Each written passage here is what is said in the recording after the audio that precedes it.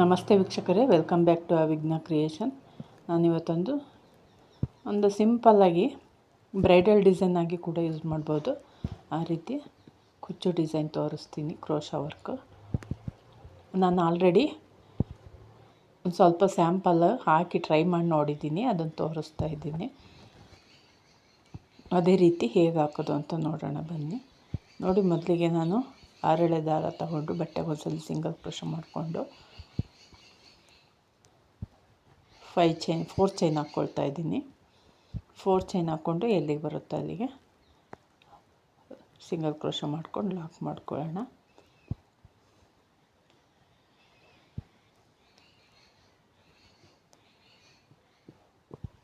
ಈಗ 2 ಚೈನ್ ಹಾಕ್ಕೊಳ್ಳೋಣ. 2 ಚೈನ್ ಹಾಕ್ಕೊಂಡು ಅದನ್ನು ಕೂಡ ಎಲ್ಲಿಗೆ ಬರುತ್ತೆ ಅಲ್ಲಿಗೆ ಲಾಕ್ ಮಾಡ್ಕೊಳ್ಳೋಣ. ಮತ್ತು 2 ಚೈನ್, ಮತ್ತು ಎಲ್ಲಿ ಬರುತ್ತೆ ಅಲ್ಲಿಗೆ ಲಾಕ್ ಮಾಡ್ಕೊಳ್ಳೋಣ.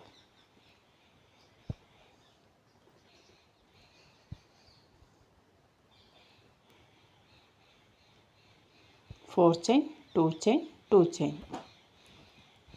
ನೋಡಿ, ಈಗ ಇಲ್ಲಿಂದ ಚೈನ್ ಹಾಕ್ಕೊಳ್ಳೋಣ.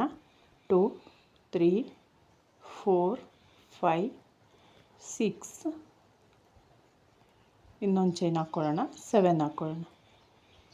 7 ಚೈನ್ ಹಾಕ್ಕೊಂಡು ನೀಡಲ್ಲ ದಾರದಿಂದ ಆಚೆ ತೆಗೆಯೋಣ. ತೆಗೆದು ಆ 4 ಚೈನ್ ಪಕ್ಕ ಲಾಕ್ ಮಾಡಿದ್ದೀವಲ್ಲ ಅಲ್ಲಿಗೆ ನೀಡಲ್ ಹಾಕಿ, ಲಾಕ್ ಇದೆಯಲ್ಲ ಲಾಕ್ ಒಳಗಡೆ ನೀಡಲ್ ಹಾಕಿ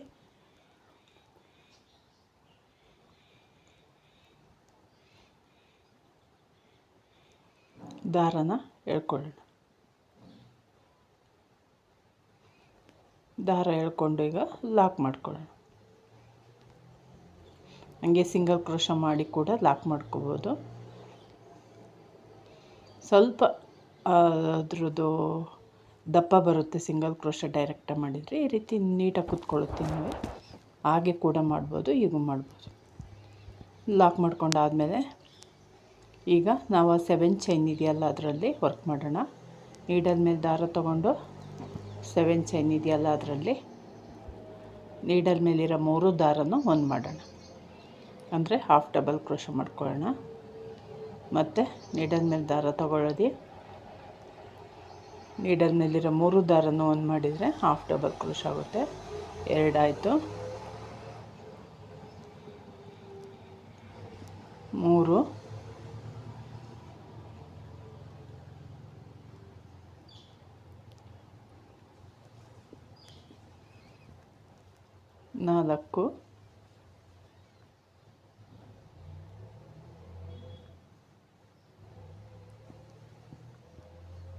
4,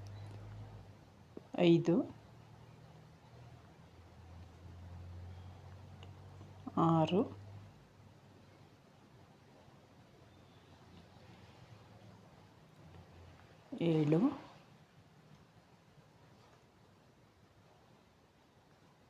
8,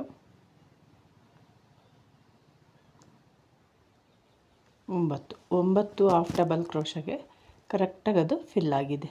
7 ಚೈನ್ ಗ್ಯಾಪು ನೋಡಿ, ಈ ರೀತಿ ಕಾಣುತ್ತೆ. ಮಿನಿ ಆರ್ಚ್ ಥರ ಕಾಣುತ್ತೆ ಅದು. ಈಗ ಅದನ್ನು ಪಕ್ಕದಲ್ಲೇ ಲಾಕ್ ಮಾಡ್ಕೊಳ್ಳೋಣ. ಅಂದರೆ ಒಂದು ಚೈನ್ ಗ್ಯಾಪ್ನಷ್ಟು ಬಿಟ್ಟು ಲಾಕ್ ಮಾಡ್ಕೊಳ್ಳೋಣ.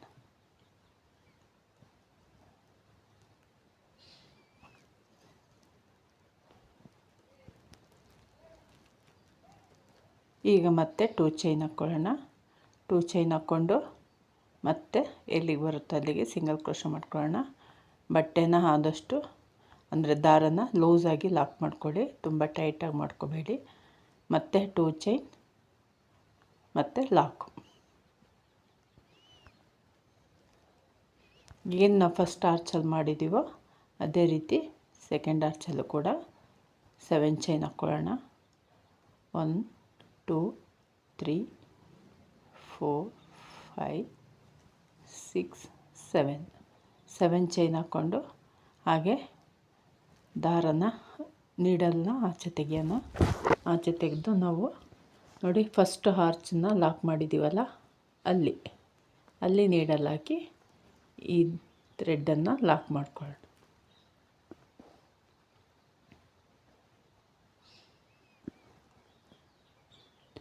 ಈಗ ನಾವು ಈ ಲೂಪ್ ಒಳಗಡೆ ಅಂದರೆ ಈ 7 ಚೈನ್ ಒಳಗಡೆ ನೀಡಲ್ ಮೇಲೆ ದಾರ ತಗೊಂಡು 7 ಚೈನ್ ಒಳಗಡೆ ನೀಡಲ್ ಹಾಕಿ ದಾರ ತೊಗೊಬಂದು ನೀಡಲ್ ಮೇಲಿರೋ 3 ದಾರನ ಆನ್ ಮಾಡೋಣ. ಅಂದರೆ ಹಾಫ್ ಡಬಲ್ ಕ್ರೋಶ ಮಾಡ್ಕೊಳ್ಳೋಣ.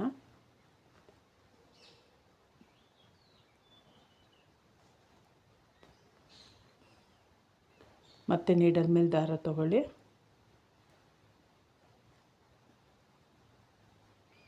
ಒಂದಾಯಿತು, 2,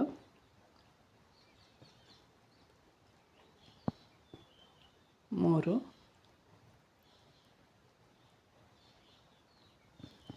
4, 5. ಇಲ್ಲಿ 5 ಹಾಫ್ ಡಬಲ್ ಕ್ರೋಶ ಮಾಡ್ಕೊಂಡಿದ್ದೀನಿ. ಇನ್ನು ಹಾಫ್ ಹಂಗೆ ಇದೆ. 5 ಹಾಫ್ ಡಬಲ್ ಕ್ರೋಶ ಮಾಡ್ಕೊಂಡಾದಮೇಲೆ ನಾವು ಒಂದು ಚೈನ್ ಹಾಕ್ಕೊಳ್ಳೋಣ. ಒಂದು ಚೈನ್ ಹಾಕ್ಕೊಂಡು ಈಗ ನಮ್ಗೆ ಯಾವ ಥರ ಬೀಡ್ ಬೇಕೋ, ಲಾಂಗ್ ಬೀಡ್ ಇದ್ದರೆ ಲಾಂಗ್ ಬೀಡ್ ಹಾಕ್ಕೊಳ್ಳಿ, ರೌಂಡ್ ಬೀಡ್ ಇದ್ದರೆ ರೌಂಡ್ ಬೀಡ್ ಹಾಕ್ಕೊಳ್ಳಿ. ಒಂದು ಬೀಡ್ ಹಾಕ್ಕೊಳ್ಳೋಣ. ಬೀಡ್ ಹಾಕ್ಕೊಂಡು ಮತ್ತೆ ಒಂದು ಚೈನ್ ಹಾಕ್ಕೊಳ್ಳೋಣ. ಮತ್ತೆ ಒಂದು ಚೈನ್ ಹಾಕ್ಕೊಂಡು ನೀಡಲ್ನ ದಾರದಿಂದ ಆಚೆ ತೆಗೆಯೋಣ. ತೆಗೆದು ನಾವು ಫಸ್ಟ್ ಟಾರ್ಚಲ್ಲಿ 1 2 3 4 5 5th double crochet half double ಕ್ರೋಶಾಗೆ ನೀಡಲ್ ಹಾಕಿ ದಾರನ ಎಳ್ಕೊಳ್ಳೋಣ. ಎಳ್ಕೊಂಡು ಲಾಕ್ ಮಾಡ್ಕೊಳ್ಳೋಣ. ಕರೆಕ್ಟು ಸೆಂಟ್ರಿಗೆ ಬರುತ್ತೆ 5th ಹಾಫ್ ಡಬಲ್ ಕ್ರೋಶಾಗೆ ನೀಡಲ್ ಹಾಕಿದರೆ. ಸೊ ಹಂಗಾಗಿ 5th ಹಾಫ್ ಡಬಲ್ ಕ್ರೋಶಾಗೆ ನೀಡಲ್ ಹಾಕಿ ದಾರ ಎಳ್ಕೊಂಡು ಲಾಕ್ ಮಾಡ್ಕೊಳ್ಳಿ. ಈಗ ನೇರವಾಗಿ ನೀಡಲ್ ಮೇಲೆ ದಾರ ತಗೊಂಡು ಬೀಡ್ ಆದಮೇಲೆ ಒಂದು ಸಿಂಗಲ್ ಚೈನ್ ಹಾಕಿದ್ವಲ್ಲ, ಆ ಚೈನ್ ಒಳಗಡೆ ಒಂದು ಡಬಲ್ ಕ್ರೋಶ ಮಾಡ್ಕೊಳ್ಳೋಣ. ಬೀಡ್ ಆದಮೇಲೆ ಒಂದು ಚೈನ್ ಹಾಕಿದ್ವಲ್ಲ, ಬೀಡ್ ಲಾಕ್ ಆದಮೇಲೆ ಆ ಚೈನ್ ಒಳಗಡೆ ಒಂದು ಡಬಲ್ ಕ್ರೋಶ ಮಾಡ್ಕೊಂಡಿದ್ದೀವಿ. ಈಗ 3 ಚೈನ್ ಹಾಕ್ಕೊಂಡು ಆ ಡಬಲ್ ಕ್ರೋಶದೊಳಗಡೆ ಒಂದು ಸಿಂಗಲ್ ಕ್ರೋಶ ಮಾಡ್ಕೊಳ್ಳೋಣ.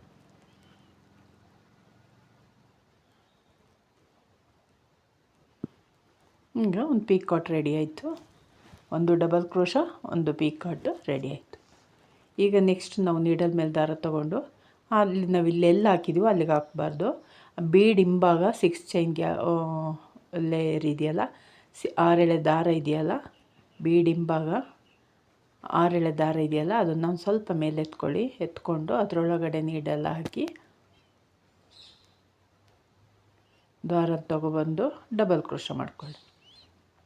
ನಾವೀಗ ಉಳಿದಿದ್ದ ಡಬಲ್ ಕ್ರೋಶ ಕಂಬಗಳನ್ನ ಈ ಗ್ಯಾಪ್ ಒಳಗಡೆ ಮಾಡಬೇಕು. ಯಾವುದು ಬೀಡ್ ಹಿಂಭಾಗ ಇದೆಯಲ್ಲ, ದಾರ 6 ಎಳೆ ದಾರ ಇದೆಯಲ್ಲ, ಅದರೊಳಗಡೆ ನಾವು ನೆಕ್ಸ್ಟು ವರ್ಕ್ ಮಾಡಬೇಕು. ಫಸ್ಟ್ ಒನ್ನು ಲಾಸ್ಟ್ ಒಂದು ಕಂಬ ಮಾತ್ರ ಚೈನ್ ಒಳಗಡೆ ಮಾಡಬೇಕು. ಇನ್ನು ಉಳಿದ ಕಂಬಗಳನ್ನೆಲ್ಲವ ಆ ಬೀಡ್ ಹಿಂಭಾಗ ಇರೋ ದಾರದಲ್ಲಿ ಮಾಡಬೇಕು. ಸೇಮ್ ಅದೇ ಥರ ಒಂದು ಕಂಬ ಮಾಡಿಕೊಂಡು 3 ಚೈನ್ ಹಾಕ್ಕೊಂಡು ಒಂದು ಅದರೊಳಗಡೆ ಕಂಬದೊಳಗಡೆ ಒಂದು ಸಿಂಗಲ್ ಕ್ರೋಶ ಮಾಡಿದರೆ ಒಂದು ಪೀಕಾಟ್ ರೆಡಿ ಆಗುತ್ತೆ. ಇದೇ ರೀತಿ ಕಂಟಿನ್ಯೂ ಮಾಡಿ. ನೀಡಲ್ ಮೇಲೆ ದಾರ ತೊಗೊಳ್ಳಿ. 6 ಚೈನು ಇದೆಯಲ್ಲ, 6 ಎಳೆ ದಾರ ಇದೆಯಲ್ಲ, 6 ಎಳೆ ದಾರದೊಳಗಡೆ ಬೀಡ್ ಹಿಂಭಾಗ ಬರುತ್ತೆ ನೋಡಿ, ಬೀಡ್ ಲಾಕ್ ಮಾಡಿದಾಗ 6 ಎಳೆ ದಾರದಲ್ಲಿ ಒಂದು ಕಂಬ ಮಾಡಿಕೊಂಡು 3 ಚೈನ್ ಹಾಕ್ಕೊಂಡು ಪೀಕಾಟ್ ಮಾಡ್ಕೊಳ್ಳೋಣ. ಮತ್ತು ನೀಡಲ್ ಮೇಲೆ ದಾರ ತೊಗೊಂಡು ಸೇಮ್ ಪ್ಲೇಸಲ್ಲಿ ಅದೇ ಪಾಯಿಂಟಲ್ಲಿ ಒಂದು ಕಂಬ ಮಾಡ್ಕೊಳ್ಳೋಣ. ಡಬಲ್ ಕ್ರೋಶ ಕಂಬ ಮಾಡಿಕೊಂಡು 3 ಚೈನ್ ಹಾಕ್ಕೊಳ್ಳೋಣ. 3 ಚೈನ್ ಹಾಕ್ಕೊಂಡು ಆ ಕಂಬದೊಳಗಡೆ ಒಂದು ಸಿಂಗಲ್ ಕ್ರೋಶ ಮಾಡ್ಕೊಳ್ಳೋಣ.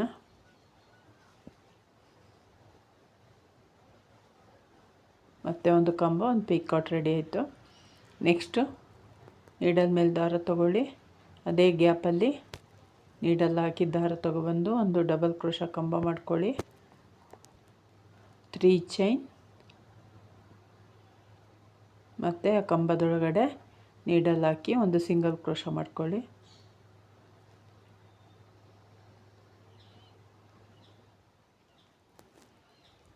ಮತ್ತು ಸೇಮ್ ಅದೇ ಥರ ಡಬಲ್ ಕ್ರೋಶ ಕಂಬ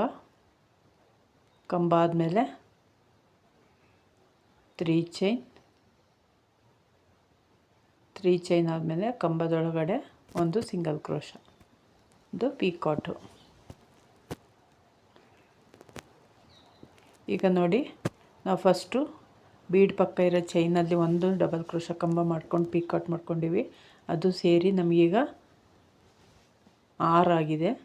ಈಗ ನೀಡಲ್ ಮೇಲೆ ದಾರ ತಗೊಂಡು ಬೀಡ್ ಪಕ್ಕ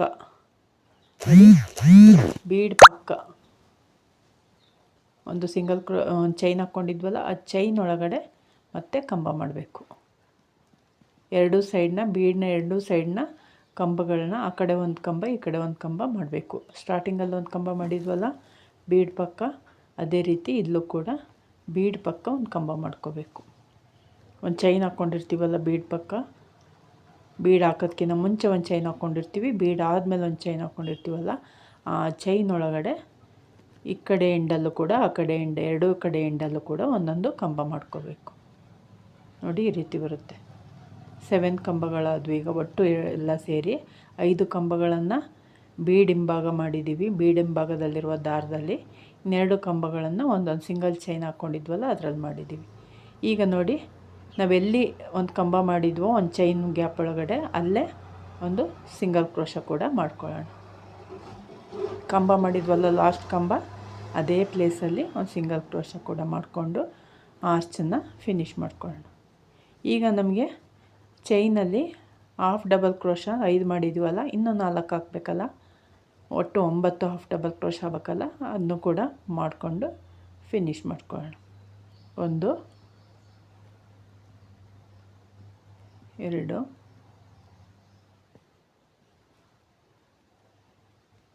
4.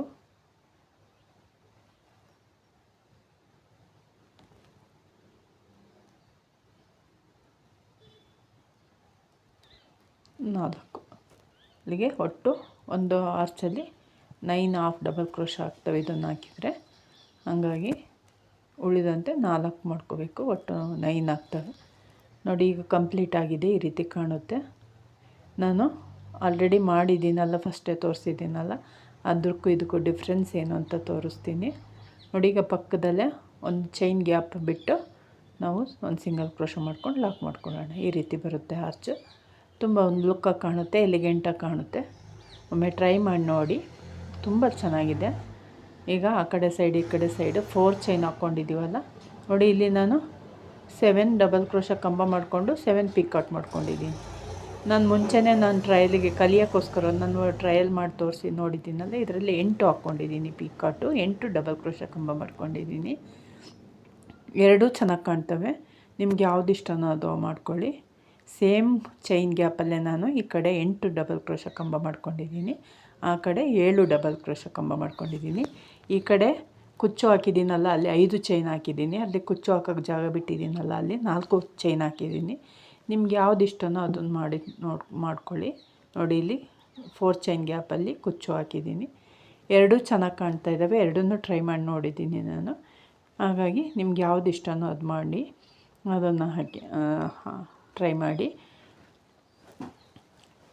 ಇದರಲ್ಲಿ ಇನ್ನೂ ದೊಡ್ಡದಾಗಿ ಕೂಡ ಆರ್ಚ್ ಮಾಡ್ತಾರೆ. ಅಂದರೆ ನಾನು 7 ಚೈನ್ ಹಾಕ್ಕೊಂಡಿದ್ದೀನಲ್ಲ, ಅಲ್ಲಿ 11 ಚೈನು 12 ಚೈನ್ ಹಾಕ್ಕೊಂಡು ಆ ರೀತಿಯೂ ಮಾಡ್ಬೋದು. ನೋಡಿ ವೀಕ್ಷಕರೇ, ಇಷ್ಟ ಆಗಿದೆ ಅಂದ್ಕೊಂಡಿದ್ದೀನಿ. ಇಷ್ಟ ಆದರೆ ಒಂದು ಲೈಕ್ ಕೊಡಿ. Thank you.